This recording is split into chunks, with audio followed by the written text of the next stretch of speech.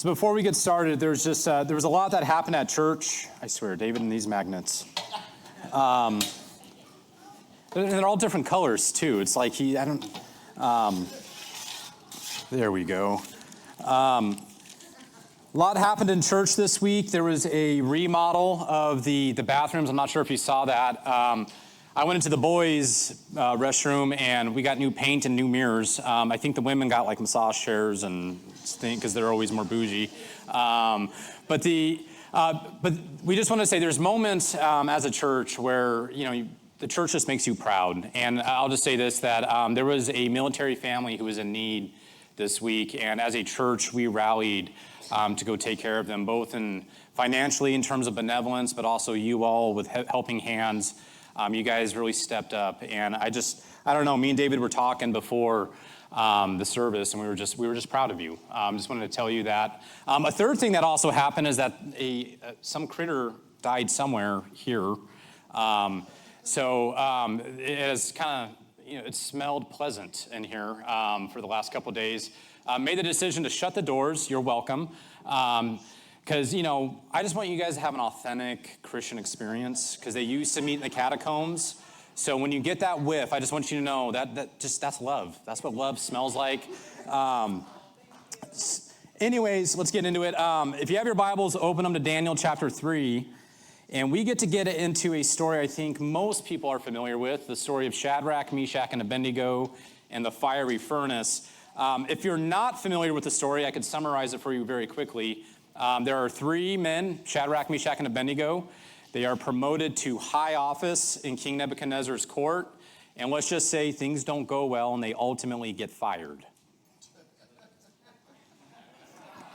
There we go. It took you guys a bit. All right, thank you. Thank you. I love church jokes. In all seriousness, no, this is a story I think many people are aware of. It has a lot of practical application, I think. But there's also a lot of things going on underneath the text that I think many people miss. I would say this, for the message this morning is really for three kinds of people. Those who are going through a hard time, who are just coming out of a hard time, or about to go into a hard time, which I think is pretty much everybody in this room. What I want to do is just kind of quickly go through and summarize and read the story so we're all operating on the same plane before we start talking about it. So the context of this story actually starts back in Daniel chapter 2. So the northern kingdom of Israel had been conquered by the Assyrians. Within Assyria itself, there was a rebellion that occurred by a man of the name of Nebuchadnezzar and his father, and they overthrew the Assyrian dynasty, which starts what they call the Neo-Babylonian dynasty. When he becomes king of what is now known as Babylon, they went and did a campaign and conquered the southern kingdom of Israel. And when they did that, they took many of the prominent Jews that were living in Israel. They exiled them to Babylon. They did this for a couple of reasons. One, they just wanted to make good use of their talent and governance. Another reason was that they wanted to kind of keep a good eye on them to make sure that they weren't organizing their own rebellion. But third and primarily, the reason they did this was because the hope was that they can try to assimilate the leaders of Israel, because if you can assimilate the leaders, then you can assimilate the entire nation. Does that make sense? So they bring these leaders. Four of them are by the name of Daniel, Hananiah, Mishael, and Azariah. They get their names changed to Babylonian names, which become Belshazzar, Shadrach, Meshach, and Abednego. So those are the Babylonian names as they go and are living in exile in Babylon. So these four men, they're serving in the king's court of Nebuchadnezzar. And King Nebuchadnezzar, this is Daniel chapter 2, he has this dream. And in this dream, he sees this big, beautiful, massive statue that's made of a bunch of different fine metals. There's a head of gold, there's a chest of silver, there's legs of bronze and iron. And it says that it disturbs him. So he goes to his magi and asks them to interpret the dream, and they can't do it. So he gets furious, says that he's essentially going to kill all the magi. Well, Daniel, Shadrach, Meshach, and Abednego step forward, and they say, hey, don't kill the magi. We'll interpret the dream for you. And what they tell him is that that statue represents multiple kingdoms, and each one of those metals is a different kingdom. And he says, you, O king, are the head of gold. So essentially, the top that represents Babylon. The head of gold represents Babylon, and every metal that comes after represents a successive kingdom. Does that make sense? This is important because this feeds directly into the narrative that we're going into this morning. So in verse 1 of chapter 3, it says this: King Nebuchadnezzar then made an image of gold, 60 cubits high and 6 cubits wide, and he set it up on the plain of Dura in the province of Babylon. So this statue is most likely what they call a stele. There's an example. Is it there? Yeah. That's an example of a stele. This was found in the temple of Marduk, which was like their supreme deity in Babylon. You can see there's an image that is carved into the stone with some like graffiti on it. It would have been something very similar to that, except this is about 4 feet tall, and the one he builds is about 100 feet tall, and it's plated in gold. But the temple was in Dura, which is the same plains that he builds this statue. So he builds this statue, but he also gives a command with it. In verse 4, it says this: nations and peoples of every language, this is what you are commanded to do. As soon as you hear the sound of the horn, flute, zither, lyre, harp, pipe, and all kinds of music, you must fall down and worship the image of gold that King Nebuchadnezzar has set up. So it says all nations, people, language, and then it lists out a bunch of musical instruments. What that's actually speaking to is economic class. The horn and flute were the instruments of the poor. The pipe and the harp were instruments of the rich. So the command's pretty clear. It doesn't matter who you are, where you come from, if you're rich, if you're poor, everybody must bow and worship this image. But then he also gives a threat with it, verse 6. But whoever does not fall down and worship will immediately be thrown into a blazing furnace. Now, the Hebrew is a little bit more poetic right here. The term it uses to be thrown down is the term knee fall, and it actually carries the ideal of bowing down. You can almost hear it in the word itself, knee fall, your knee falls. It means to bow down. And so he essentially says that you must knee fall before the statue, or you will knee fall, bow down before the fire. So the threat is really more like a choice. You either bow before the fire or you bow before the image, your choice. But this kind of creates a problem, especially for the Jews, whose entire identity as a nation have been grounded on God's promise and on Torah. In the beginning of Torah, God's law, in the very, very beginning, as he gave it to Moses, he said that you are to worship no other God but me, and you are not to worship any graven image. Well, the same Magi who couldn't interpret Nebuchadnezzar's dream in Daniel chapter 2, who were demoted in that whole process, seek this as an opportunity to regain their position. Because they knew this would be a problem for the Jews, so they come to Nebuchadnezzar, tell him, hey, the people you've promoted over your provinces, they're not about you and they're not worshiping your idol. So this confuses Nebuchadnezzar, because as we'll soon learn, the whole reason he built this statue was coming out of the interpretation that those men gave him in Daniel chapter 2.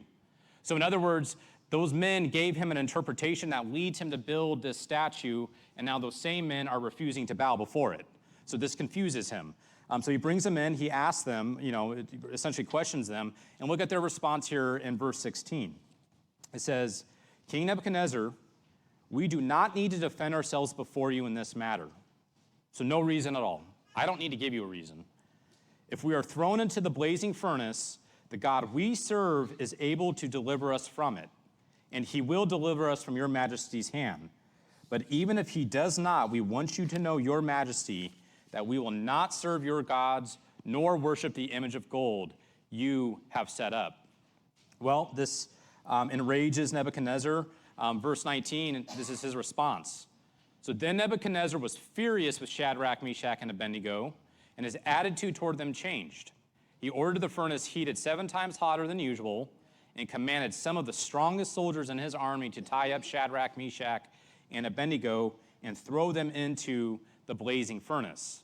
The king's command was so urgent and the furnace so hot that the flames of the fire killed the soldiers who took up Shadrach, Meshach, and Abednego. That whole scene there is really this.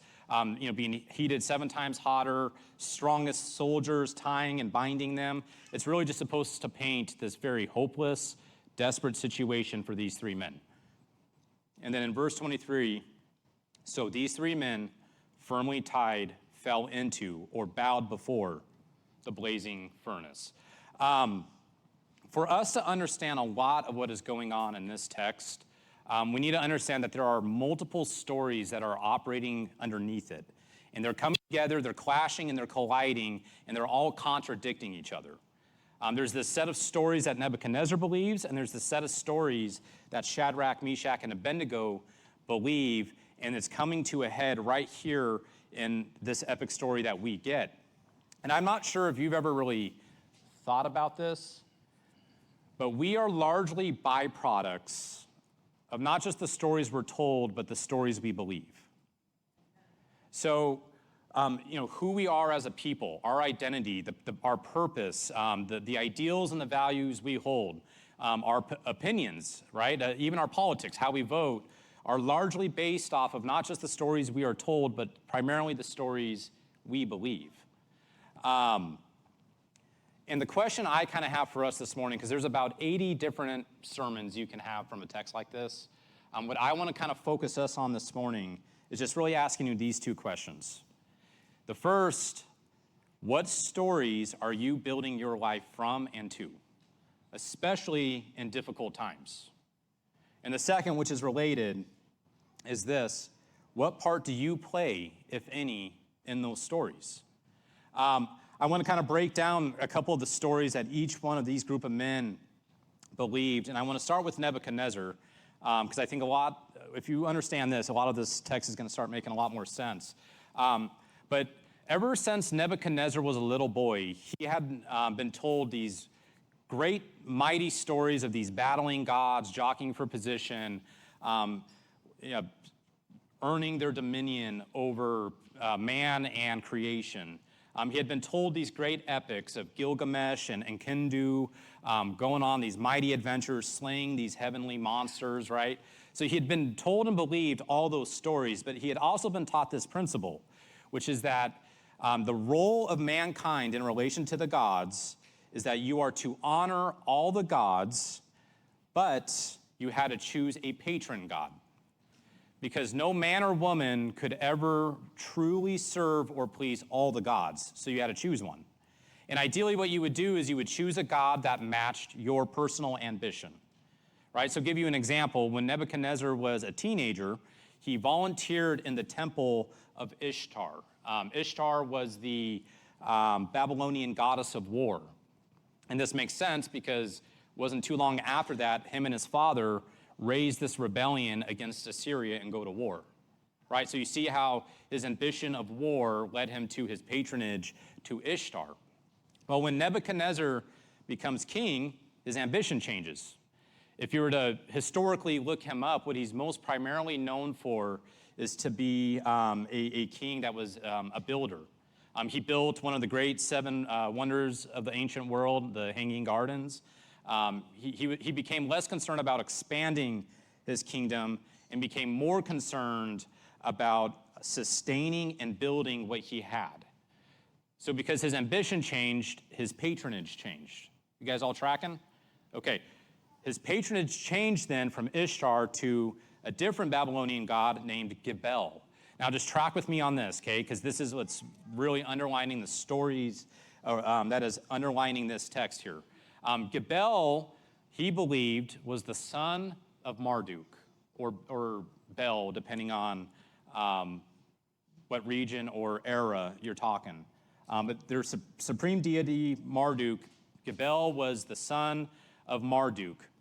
He was the god responsible for building and sustaining civilizations.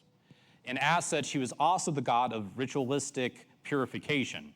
Because if you wanted to sustain any sort of civilization, there had to be purification of the ideals of that civilization, okay? Well, in order to do that, they believed that he was made in the likeness or manifested in the likeness of fire, okay? So he was essentially the god of fire in Babylon. And if you think about it, back in those days, What do you need to sustain civilization? Like, how do you cook, right? How do you get good drinking water? If I need bricks to build, right? If I need armor and weapons to defend the nation, all of that goes through fire, right? So fire was the mechanism that was sustaining and required for building civilization. So the idea was Gebel would manifest as the fire god. And this is kind of like the big story that he believed, if Gebel was pleased and you had his favor, he would manifest his radiance within the fire itself. Okay, so some of you guys are already starting to kind of connect the dots of the story, right? He believed they believed, the Babylonians, that if you had the favor of Gebel, his radiance would manifest within the fire. Well, there's this whole other set of stories, right? And that's of Shadrach, Meshach, and Abednego. They were Jewish. And like Nebuchadnezzar, they too had been told these amazing, great stories of this mighty, loving, faithful God, right? They've been told stories of a God that rescued his ancestors from slavery in Egypt. They've been told these great stories of a God who split the Red Sea, who tore down the walls at Jericho, who defeated the prophets of Baal on Mount Carmel, who used a little shepherd boy to defeat the champion of Gath, right? They too had their own epic, mighty stories of their God. And they were evidence of it. They themselves were evidence that God wasn't just a mighty God, but a God of promise and a faithful God. That by their very existence, as descendants of Abraham, they were proof that God was faithful to the promises he had given Abraham so long ago. And they were living in the land that God had promised to them, right? But then something happens. Tragedy strikes. Babylon brings war to the borders of the southern kingdom and conquer it. They are exiled, taken away from their homes, brought to a foreign place, humiliated, stripped of all their identity. You can't even keep your name. We're giving you a new name. You don't even get to keep any identity of where you came from. And we may not be able to relate to the whole context of this story, but I would say this. I think for many people in this room, and this is myself included, if you've been walking with Jesus for a while, we can be believing, and we're told week in and week out about this great, amazing, loving God, a God who came down and went to a cross for us, a God who is powerful enough to defeat sin and grave, a God who raises the dead and heals the blind. And we believe in that God, but then the tragedy strikes, right? That the divorce comes, the miscarriages come, the depression comes, the bankruptcy and foreclosures come, the cancer comes. And when those tragedies strike, I would say it this way, in times of crisis is the true test of what stories we actually believe. Okay? And I think there were three core convictions that these three men held on to based off the stories they believed that got them through this absolutely hopeless and desperate situation, which is this. Essentially, these guys chose to believe God's story for them. They did not believe any of the alternative stories of the world in the most pressured, tragic moment in their life. They chose to believe what God said about them. They trusted what God said about them. There was a lot of murmuring going on within Israel after Babylon conquered the southern kingdom. A lot of alternative stories to make sense of what was happening.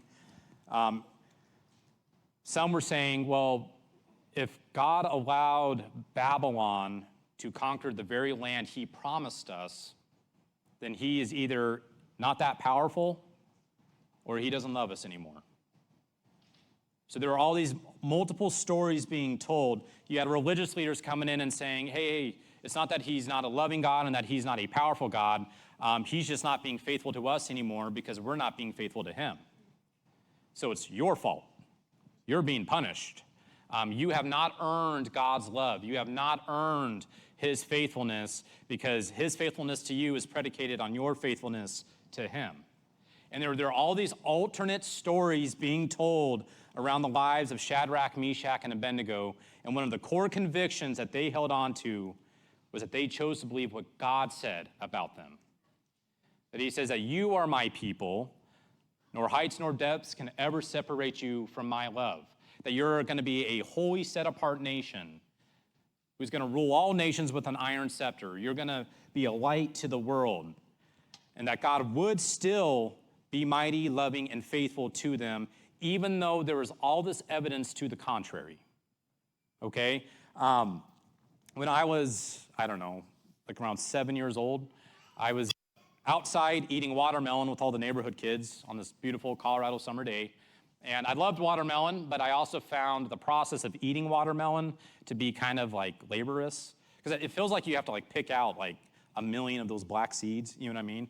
And I was like, man, this kind of like this sucks. Like, I like watermelon, I don't like picking out the seeds, so I'm just gonna eat it all, right? Just don't pick out the seeds. Just eat the watermelon, seeds and all. Well, one of the other neighborhood kids really did not like this. This bothered them that I did this. It was the older sister of one of my friends, and she's telling me to stop, and I'm like, you're not my mom, right? We're having those kind of interactions back and forth.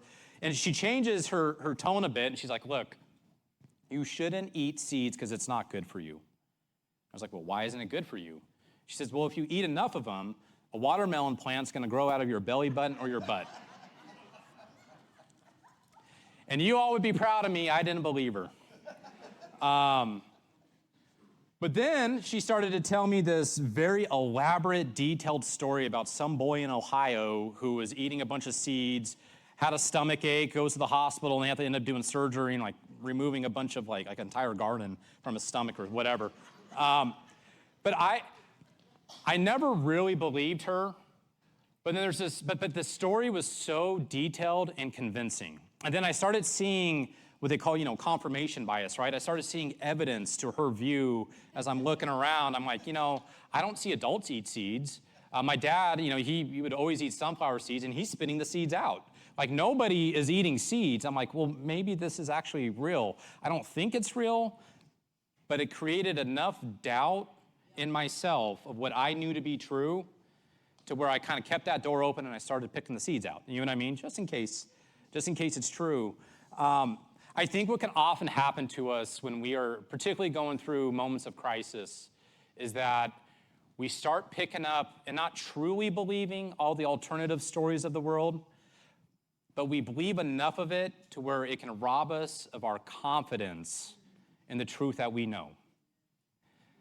That we know what God has said of who I am. I know God has proven over and over who he is, but in those moments of crisis, we can start to believe those alternative stories of the world. And one of the things that they trusted and they chose to believe God's story for them. The second conviction that I kind of admired about these men was that they didn't just believe God's story, but they also did not change God's story. They did not adapt the story God had for them to fit what was ever convenient for them in their circumstance. There would have been a huge temptation, particularly in this situation here, Torah says that we're not to worship a graven image. Well, what's really an image? And if it's an image, is it really graven? What's a graven image? And they could have dissected and got the PhDs together and argued it into absurdium to where you essentially remove all meaning of the word to grant them permission to bow before the image so they didn't have to go to the fire. Right? The temptation for us is that whenever we're in moments of crisis, that we like to change the story that God has for us. And these three men had this absolute, uncompromising faith in the face of the fire. Can I just give you my view of why I think Nebuchadnezzar got so angry when they refused to bow?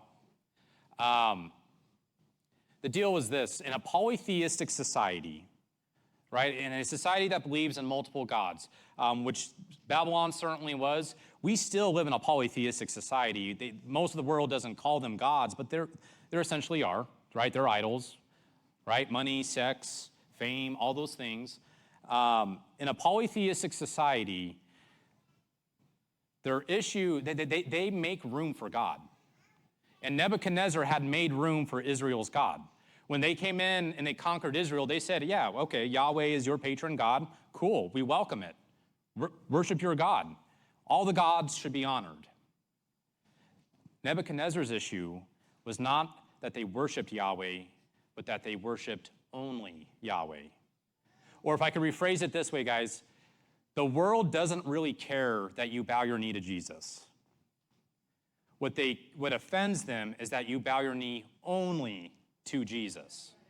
I don't know if you knew this. Did you know of all the main religions, all the world religions, every single one of them has in some doctrine or theology accounted for Jesus and accounted for his resurrection? Did you know that? Well, not necessarily his resurrection in all of them, but they've accounted for him as who he was. In Islam, he's the greatest prophet. He's greater than Muhammad. Do you all know that? To Buddhists, he was a Buddha who reached enlightenment. To the Hindus, he had reached nirvana. He was a man who had reached nirvana. There are many faiths out there where they even keep Christ as their savior, right? Their issue isn't that we bow the knee, right? Even the secular world has no problem that we bow the knee to Jesus. They just have a problem that we only bow to him. That we say, and we truly believe in the complete sufficiency of Jesus Christ in all that we do. That we say, I don't need the new revelations of your Muhammad. I don't need your Joseph Smith. I don't need your Buddha. I have Jesus, and Jesus is enough.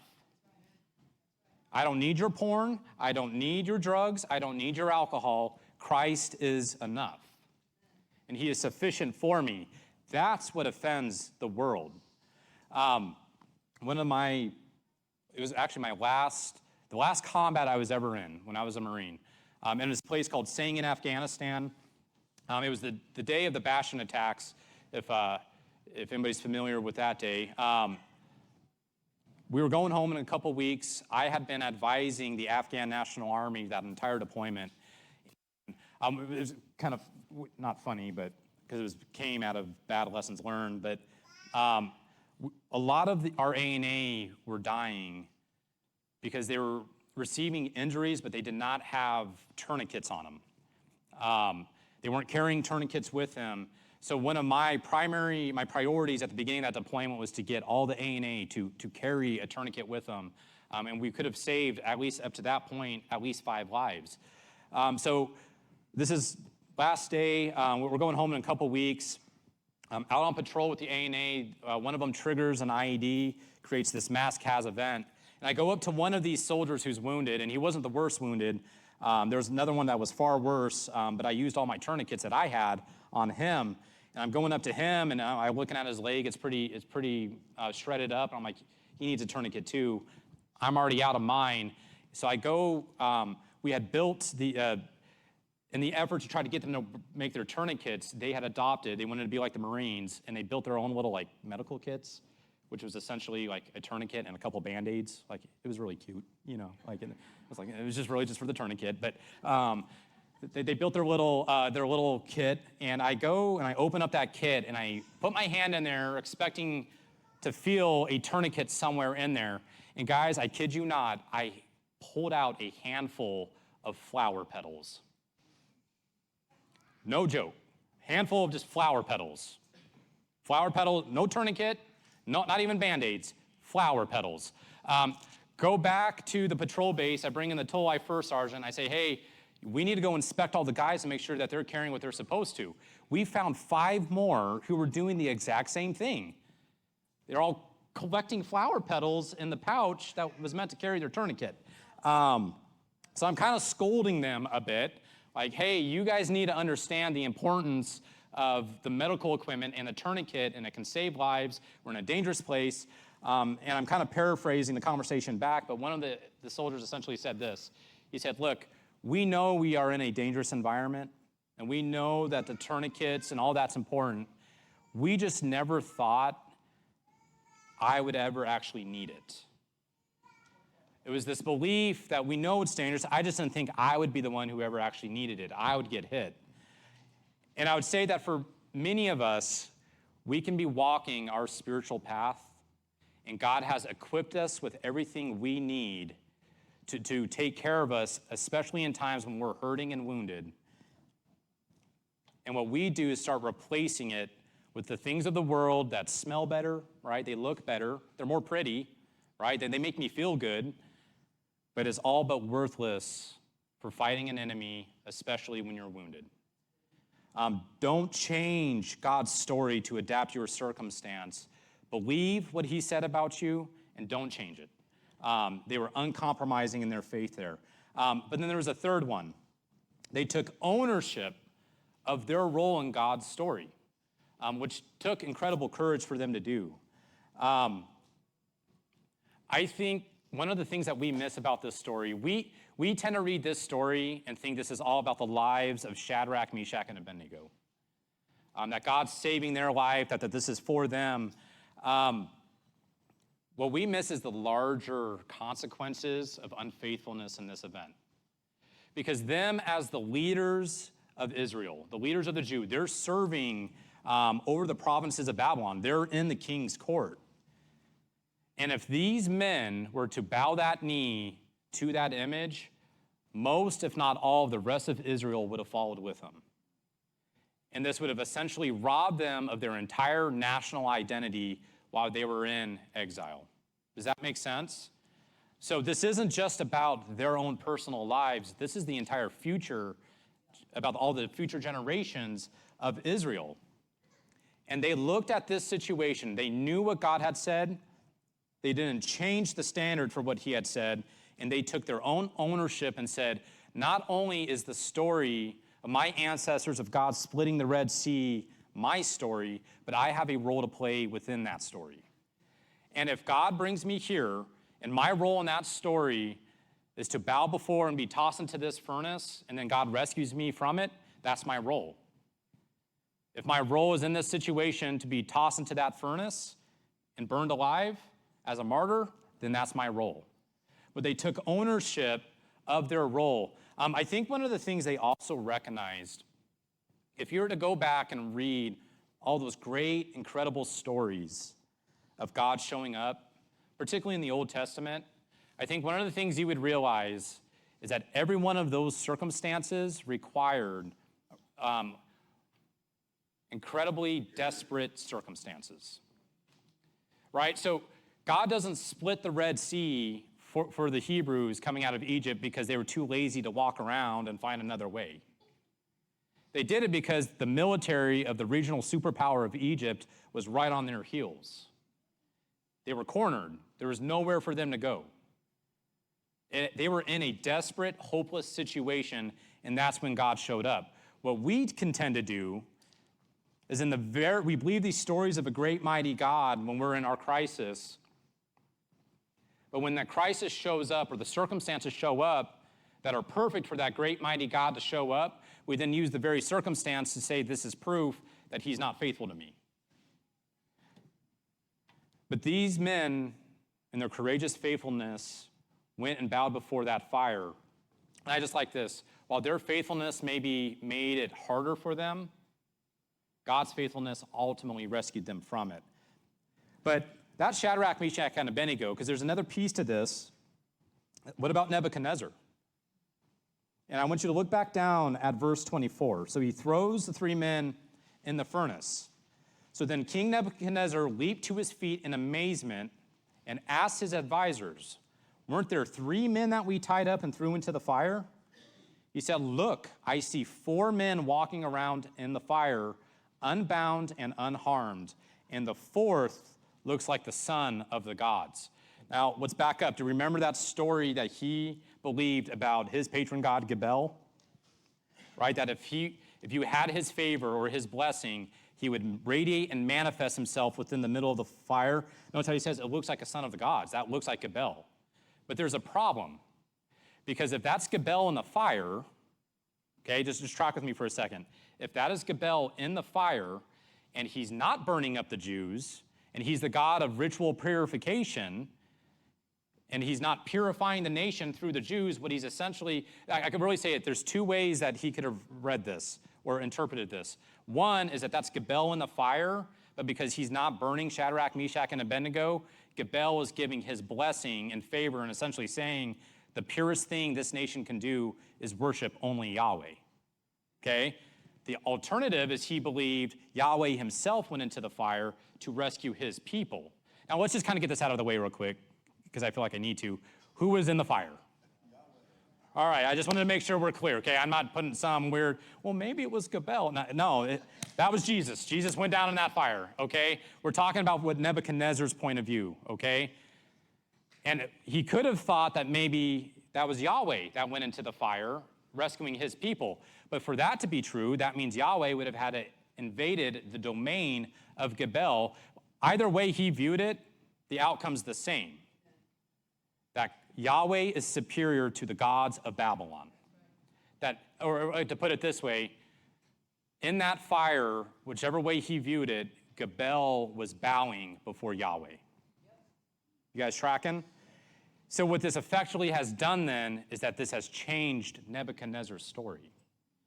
This is no longer the stories he had believed when you have all these clashing stories of what's real, what story is true, clashing together. And God ultimately changed Nebuchadnezzar's story in a way Nebuchadnezzar would understand. But in doing so, watch what Nebuchadnezzar's response is, verse 28. Then Nebuchadnezzar said, "Praise be to the God of Shadrach, Meshach, and Abednego, who has sent his angel and rescued his servants. They trusted him and defied the king's command and were willing to give up their own lives rather than serve or worship any god except their own God. Therefore, I decree that the people of any nation or language who say anything against the God of Shadrach, Meshach, and Abednego be cut into pieces and their houses be turned into piles of rubble, for no other God can save this way." So not only did he save the lives of Shadrach, Meshach, and Abednego, not only did he change Nebuchadnezzar's story in a way he would understand, but he ultimately secured the national identity of Israel for the entire time that they were in Babylonian exile. Because before, where they were about to lose it by bowing to the image, Nebuchadnezzar comes back and says, no, if anybody speaks against them, they'll be the ones that pay the price. This secured the national identity of Israel for the time that they were conquered. So this is what I'll ask, really just kind of some points of reflection, because I know there was kind of a lot behind that.